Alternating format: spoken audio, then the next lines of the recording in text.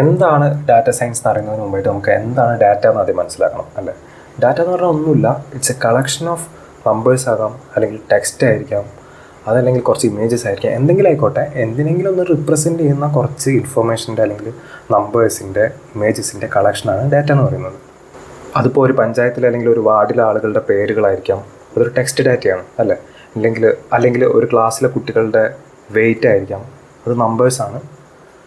അതല്ലെങ്കിൽ കുറച്ച് ആനിമൽസിൻ്റെ ഇമേജസ് ആകാം. അങ്ങനെ എന്തെങ്കിലും ഒരു കളക്ഷൻ, അതിനാണ് നമ്മൾ ഡാറ്റ എന്ന് പറയുക. അത് എന്തിനെങ്കിലുമൊക്കെ റിപ്രസെൻറ്റ് ചെയ്യുന്നുണ്ടായിരിക്കും.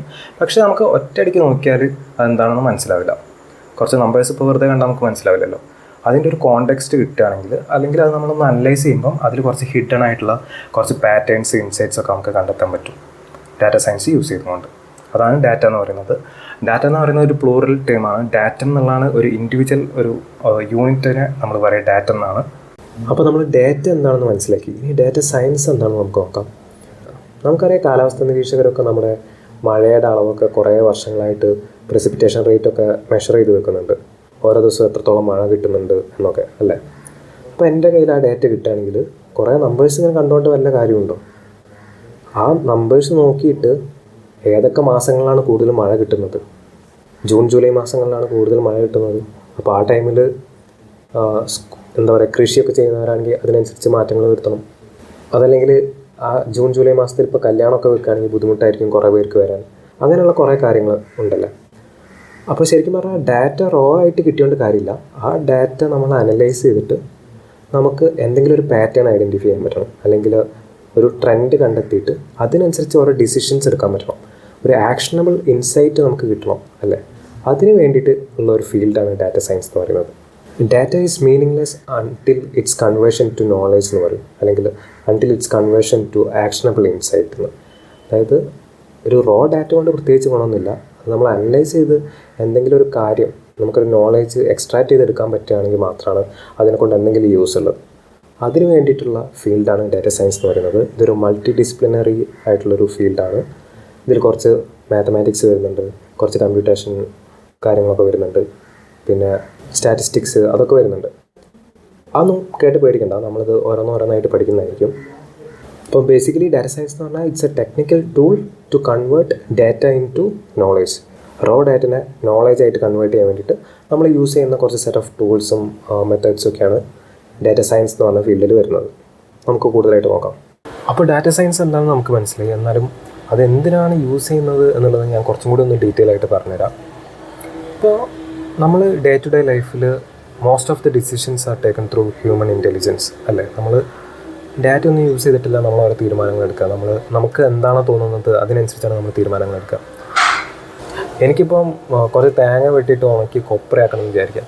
അപ്പോൾ ഞാൻ എന്തെങ്കിലും ഡാറ്റയൊക്കെ യൂസ് ചെയ്തിട്ടാണോ അത് വെയിലത്തിടാൻ നോക്കുക, മഴ പെയ്യോ ഇല്ല എന്നുള്ളതൊക്കെ നോക്കുക? അല്ലല്ലേ, ജസ്റ്റ് ഞാനിപ്പോൾ കാർമേഘം കണ്ടോ നോക്കിയിട്ട് ജസ്റ്റ് അവിടെ കൊണ്ടുപോയി വെക്കും, അത്രയേ ഉള്ളൂ. പക്ഷേ അങ്ങനെ ഒരു വേരിയബിൾ മാത്രം വെച്ച് കണ്ട് നമുക്ക് മഴ പ്രെഡിക്റ്റ് ചെയ്യാൻ പറ്റും? മഴേനെ ഡിപ്പെൻഡ് ചെയ്യുന്ന കുറേ കാര്യങ്ങളില്ല. ടെമ്പറേച്ചർ, അവിടുത്തെ കാറ്റ് ഏത് ദിശയിലാണ്, എങ്ങനെയൊക്കെയാണ്, പിന്നെ അറ്റ്മോസ്ഫിയറിക് പ്രഷർ, ടെമ്പറേച്ചർ ഞാൻ പറഞ്ഞല്ലേ. അങ്ങനെ കുറേ കാര്യങ്ങൾ, കുറേ വേരിയബിൾസിനെ ഡിപ്പെൻഡ് ചെയ്തിട്ടാണ് മഴ പെയ്യോ ഇല്ല എന്നുള്ളത് ഉണ്ടാവുക. അപ്പോൾ അത്രയും വേരിയബിൾസൊക്കെ വരുമ്പോൾ നമ്മുടെ മൈൻഡിന് അല്ലെങ്കിൽ നമ്മുടെ ബ്രെയിനിന് അത് കോംപ്രിഹെൻഡ് ചെയ്യാൻ പറ്റില്ല. നമ്മൾ അത്രത്തോളം ഇവോൾവ് ഒന്നുമല്ല. നമുക്ക് കുറച്ച് വേരിയബിൾസൊക്കെ ഹാൻഡിൽ ചെയ്യാം എന്നതിലപ്പുറം ഇത്രയും വേരിയബിൾസൊക്കെ എന്താ പറയുക, കൺസിഡർ ചെയ്തുകൊണ്ട് നമുക്കൊരു കാര്യം പ്രെഡിക്റ്റ് ചെയ്യാൻ പറ്റില്ല. അപ്പോഴാണ് നമുക്ക് ഡാറ്റ വളരെ യൂസ്ഫുൾ ആവുന്നത്. നമുക്ക് ഇപ്പോൾ കഴിഞ്ഞ വർഷത്തെയൊക്കെ ഡാറ്റ യൂസ് ചെയ്തുകൊണ്ട് ഈ കാലാവസ്ഥ നിരീക്ഷകർ പറയുകയാണ് ഇന്ന് മഴ പെയ്യാൻ നല്ല ചാൻസ് ഉണ്ടെന്ന് പറഞ്ഞാൽ നമുക്ക് അന്ന് വെയിലത്തിടേണ്ട ആവശ്യമില്ല. കാരണം എന്നാലും തെറ്റിയേക്കാം, എന്നാലും മോസ്റ്റ് ഓഫ് ദ ടൈം അത് കറക്റ്റ് ആയിരിക്കും. കാരണം നമ്മുടെ പ്രീവിയസ് ഡാറ്റ വെച്ചിട്ടാണ് നമ്മൾ ഇതൊക്കെ പ്രെഡിക്റ്റ് ചെയ്യുന്നത്. ഓക്കെ, അപ്പോൾ നമ്മുടെ ഹ്യൂമൻ ബ്രെയിനിന് കോംപ്രിഹെൻഡ് ചെയ്യാൻ പറ്റാത്ത കുറേ കാര്യങ്ങൾ നമുക്ക് ഇങ്ങനത്തെ ആൽഗോരിതംസ് അല്ലെങ്കിൽ നമ്മുടെ ഡാറ്റ സയൻസിലെ പല ടൂൾസ് വെച്ചുകൊണ്ട് നമുക്ക് പ്രിഡിക്റ്റ് ചെയ്യാൻ പറ്റും. അപ്പോൾ ഇതാണ് ഇതിൻ്റെ ഒരു യൂസ് എന്ന് പറയുന്നത്. പിന്നെ ഇത് കുറച്ചും കൂടി ഡീറ്റെയിൽ ആയിട്ട് ഈ ഡാറ്റ സയൻസിൻ്റെ കുറച്ചും കൂടി ഒരു പ്രാക്ടിക്കലായിട്ടുള്ള വേറൊരു എക്സാമ്പിൾ ഞാൻ പറയാം. ഞാൻ കോഴിക്കോട് ഒരു ബിരിയാണി കട തുടങ്ങുകയാണ് എന്ന് വിചാരിക്കുക. അപ്പോൾ ഞാനിങ്ങനെ ഒരു കട തുടങ്ങേണ്ടതെന്ന് കേട്ടപ്പോൾ എൻ്റെ ഫ്രണ്ട് അഭിജിത്ത്, അവനും ഒരു ബിരിയാണി കട തുടങ്ങുകയാണ്. ഞങ്ങൾ രണ്ടുപേരും ചെറുതായിട്ടൊരു മത്സരത്തിലാണ് എന്ന് വിചാരിക്കാം. അപ്പോൾ ഞങ്ങൾ രണ്ടുപേരും ഓരോ ബിരിയാണി ഒരു 120 രൂപയ്ക്ക് വിൽക്കാനാണ് വിചാരിച്ചിരിക്കുന്നത്. രണ്ടുപേരും ഒരേ പ്രൈസിൽ വിൽക്കാമെന്ന് വിചാരിച്ചു.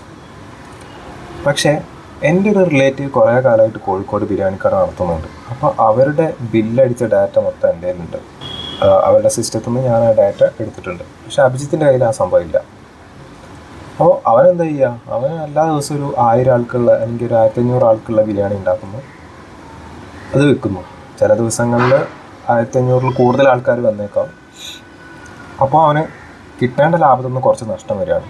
കാരണം 1500 കൂടുതൽ ഉണ്ടാക്കുകയാണെങ്കിൽ ഇത് വിറ്റ് ചിലവായത്. പക്ഷെ ചില ദിവസങ്ങളിലാണെങ്കിൽ അവൻ 1500 ഉണ്ടാക്കിയിട്ട് ആകെ ഡിമാൻഡ് അത്രയൊന്നും വരില്ല. അപ്പോൾ കുറേ സാധനങ്ങൾ ഉണ്ടാക്കി വെച്ചത് വേസ്റ്റായി പോവാണ്. അപ്പോൾ ഈ ഒരു 2 രീതിയിൽ അവന് നഷ്ടങ്ങൾ വരുന്നുണ്ട്. പക്ഷെ എന്നെ സംബന്ധിച്ചിടത്തോളം എൻ്റെ കയ്യിൽ ഈ ഡാറ്റ ഉള്ളത് കൊണ്ട് ഞാനത് പ്രോപ്പറായിട്ട് അനലൈസ് ചെയ്തുകൊണ്ട് എനിക്ക് ഏകദേശം അറിയാം ഏതൊക്കെ ദിവസങ്ങളിൽ എത്രത്തോളം ഡിമാൻഡ് ഉണ്ടാവുന്നുണ്ട്, ഏതൊക്കെ മാസങ്ങളിലാണ് ഡിമാൻഡ് കൂടുക. അപ്പോൾ പെരുന്നാളൊക്കെ വരുന്ന ടൈമിൽ എത്രത്തോളം ഡിമാൻഡ് ഉണ്ടാവും, അല്ലെങ്കിൽ ഞായറാഴ്ച എത്ര ഡിമാൻഡ് ഉണ്ടാവും. എന്നിട്ട് ഇതെല്ലാം ഞാൻ പ്രോപ്പറായിട്ട് അനലൈസ് ചെയ്ത് വെച്ചിട്ടുണ്ട്. എൻ്റെ ഡാറ്റ ഞാനൊരു മെഷീൻ ലേണിംഗ് മോഡലും ഉണ്ടാക്കി വെച്ചിട്ടുണ്ട്. ആ മോഡൽ വെച്ചിട്ട് എനിക്ക് ഓരോ ദിവസം ഏകദേശം എത്രത്തോളം കുറേ വേരിയബിൾസ് വെച്ചുകൊണ്ട് ഓരോ ദിവസം എത്രത്തോളം ബിരിയാണിക്ക് ഡിമാൻഡ് ഉണ്ടാവുന്നുള്ളത് പ്രെഡിക്റ്റ് ചെയ്യാൻ പറ്റിയ രീതിയിൽ ഞാനൊരു മോഡൽ ഉണ്ടാക്കി വെച്ചിട്ടുണ്ട്. അപ്പോൾ എനിക്ക് ഈ പഴയ ഡാറ്റയുടെ സഹായത്താൽ ഏകദേശം ഡിമാൻഡ് പ്രെഡിക്റ്റ് ചെയ്യാൻ പറ്റും. അത് അക്യുറേറ്റ് ആണെന്നില്ല, എന്നാലും മോർ ഓർ ലെസ് സെയിം ആയിരിക്കും, ഏകദേശം ഒരു റേഞ്ചിൽ വരും. അങ്ങനെയുള്ളത് കൊണ്ട് തന്നെ എൻ്റെ സാധനങ്ങൾ ഉണ്ടാക്കി വെച്ച സാധനങ്ങൾ ഡിമാൻഡ് കുറഞ്ഞുകൊണ്ട് വേസ്റ്റ് ആവുന്നതും കുറയും. അതുപോലെ തന്നെ ഡിമാൻഡ് കൂടുതലായിട്ട് വരുമ്പോൾ കിട്ടേണ്ട ലാഭം സാധനം തികയാത്തത് കൊണ്ട് ഇല്ലാതെ പോയില്ല. കാരണം ഞാൻ ആ ഡിമാൻഡിനനുസരിച്ച് ഉണ്ടാക്കും എന്നുള്ളത് കൊണ്ട്. അപ്പോൾ എനിക്ക് അഭിജിത്തിനേക്കാളും കൂടുതൽ ലാഭം ഉണ്ടാവാൻ തുടങ്ങി. കാരണം എനിക്ക് ഡിമാൻഡ് പ്രെഡിക്റ്റ് ചെയ്യാൻ പറ്റുന്നുണ്ട്. അങ്ങനെ എനിക്ക് അവനേക്കാളും നല്ല ലാഭം കിട്ടിയത് കൊണ്ട് തന്നെ കുറച്ച് കഴിയുമ്പോൾ എനിക്ക് ഒരു ബിരിയാണിക്ക് 120 രൂപ വെച്ച് വിൽക്കേണ്ട ആവശ്യമില്ല. ഞാൻ 100 രൂപയ്ക്ക് വിൽക്കാൻ തുടങ്ങി. കാരണം എനിക്ക് നല്ല ലാഭമുണ്ട്, കുറച്ച് കാശ് കുറയ്ക്കാമല്ലോ. അപ്പോൾ ഞാൻ 100 രൂപയ്ക്കാണ് വിൽക്കുന്നത്, അഭിജിത്ത് വിൽക്കുന്നത് ഇപ്പോഴും 120 രൂപയ്ക്കാണ്. അല്ലാതെ അവനും മുതലാവില്ല. അങ്ങനെ ഞാൻ 100 രൂപയ്ക്കാണ് വിൽക്കുക എന്നുള്ളതുകൊണ്ട് പൈസ കുറവാണ്, നല്ല സാധനമാണ്. ഏകദേശം ഞങ്ങൾ രണ്ടാളും ഉണ്ടാക്കുന്ന സാധനങ്ങളിൽ ക്വാളിറ്റിയിൽ വലിയ വ്യത്യാസമൊന്നുമില്ല. അപ്പോൾ ആളുകൾ കൂടുതൽ പേര് എൻ്റെ കടയിലേക്ക് വരാൻ തുടങ്ങി. 100 രൂപയ്ക്കാണല്ലോ. അപ്പോൾ എനിക്ക് കുറച്ചും കൂടി ലാഭം കിട്ടാൻ തുടങ്ങി. കാരണം കുറേ ആളുകൾ വരുമ്പോൾ നമുക്ക് കുറച്ചും കൂടി ലാഭം കിട്ടില്ലോ. അപ്പോൾ അവൻ 120 രൂപയ്ക്കാണ് വിൽക്കുന്നത്, അവന് അത്രയ്ക്ക് ലാഭം കിട്ടുന്നില്ല. അങ്ങനെ കൂടുതൽ ആളുകൾ വരാൻ തുടങ്ങിയപ്പോൾ എനിക്ക് കുറച്ച് ലാഭം കിട്ടാൻ തുടങ്ങി. പക്ഷെ കൂടുതൽ ആളുകൾ വരുമ്പോൾ എന്താ പ്രത്യേകത?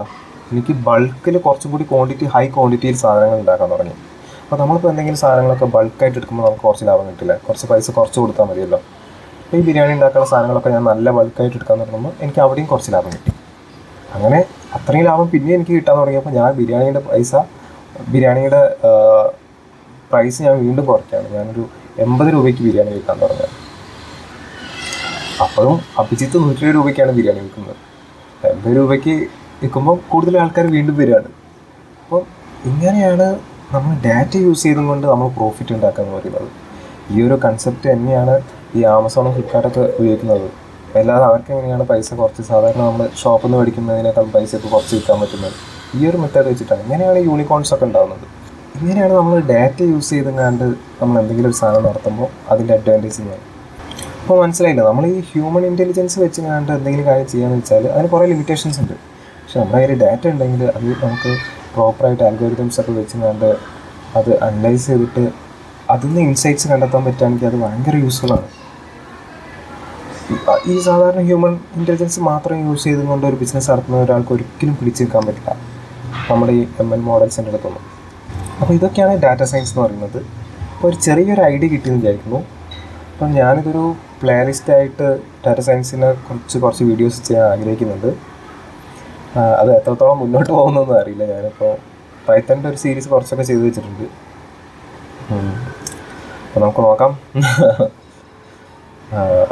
എല്ലാവരും നന്നായിട്ട് പഠിക്കാൻ ശ്രമിക്കുക. കഴിയുകയാണെങ്കിൽ ഈ പ്ലേലിസ്റ്റിനൊപ്പം തന്നെ നമുക്ക് പഠിക്കാം.